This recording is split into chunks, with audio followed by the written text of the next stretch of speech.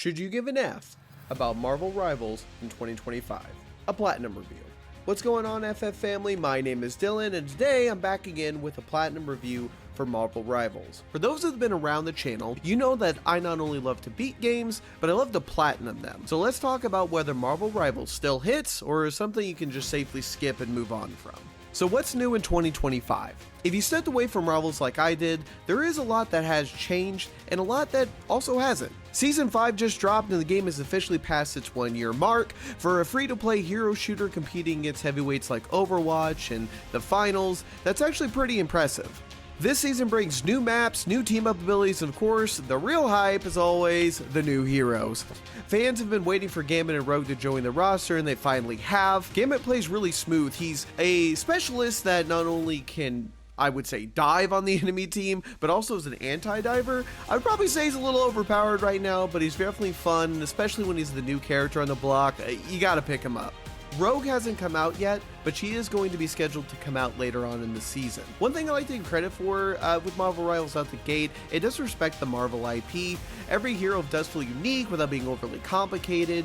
There's not like a 12-minute tutorial you need to go through just to like throw your grenade. It's fun, it's quick, and you get into the action right away.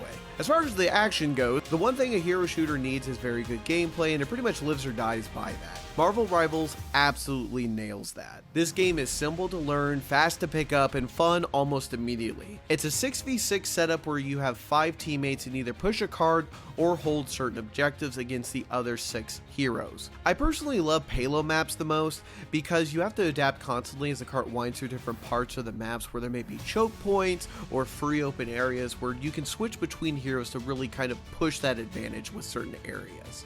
Every map is unique and generally feels like it was built from a hero's world or storyline, and while that isn't my main focus, it definitely adds to the experience that you go through with each map. You can tell the designers weren't just slapping textures on hallways. There's verticality, shortcuts, there are little pockets where fights break out that you know they designed specifically for. You can flank, dive, pressure, defend, whatever your style is, there's room for it.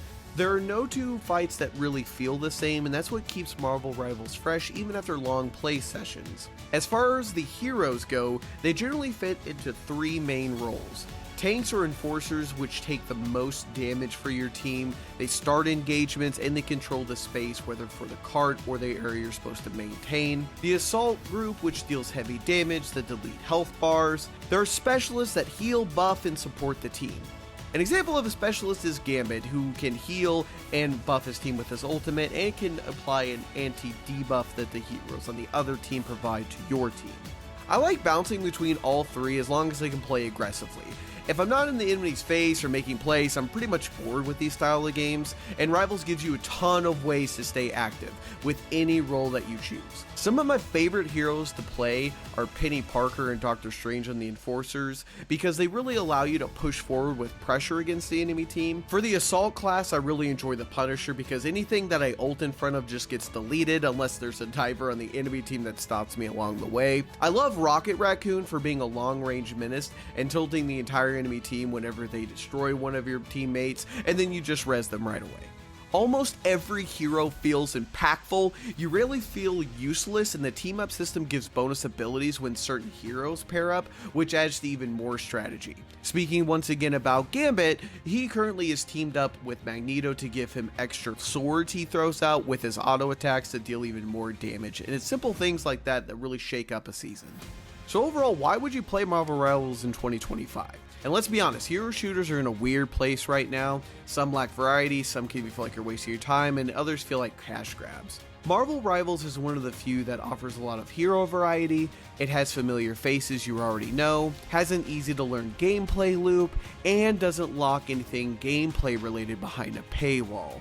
In my opinion, the biggest W it has is every hero, including the new ones like Gambit and Rogue that will launch later, is free at launch. You don't have to grind or pay to unlock them. If they ever switch to a pay to win or paid hero unlocks kind of style of gameplay, I'm done, hard pass. But right now, Rivals is one of the most fair and free to play shooters out. The things that you can and probably will spend money on are skins, emotes, and cosmetics. And the ability to see your full character as you play really incentivizes you to actually buy these skins. I really do love a lot of the skins that are available. I even thought of cool ways they can add more skins to this that can add more to the map variety. For example, the payload cards. Imagine pushing a Deadpool taco truck or maybe a giant Iron Man drone. That'd make a lot of money for Marvel Rivals and it'd be hilarious to see. And not to mention, with all of the cuteness that Jeff brings to the table, imagine a small mini Jeff cart that can be pushing. That would instantly be a hot purchase. Now for my favorite part, the Platinum review. Let's talk trophies. This Platinum is surprisingly difficult. It's not impossible, but it definitely is annoying. A lot of trophies require a few things to be in the right place at the right time. For example, all 12 players need to be around in some cases. They all need to be lined up or alive. The right hero needs to do the right ult at the right moment with perfectly timed conditions around that. Basically, you need the stars to align like some weird gaming ritual to allow your trophy to summon from the pentagram.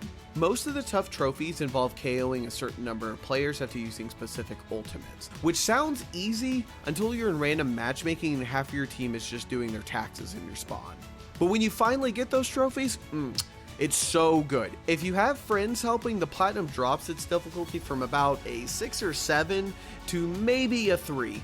So solo players, yeah, you're gonna have to mentally prepare yourself for this grind.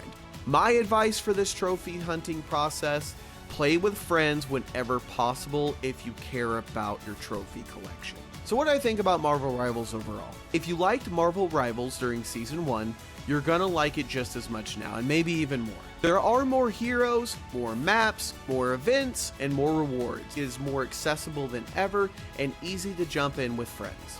If you want to add a casual game with your friends to play with on an afternoon, it's absolutely worth it. As a Platinum game, it's good, but it's frustrating. For most trophy hunters, I recommend those with dedicated friends that are there to help you with certain trophies like I have.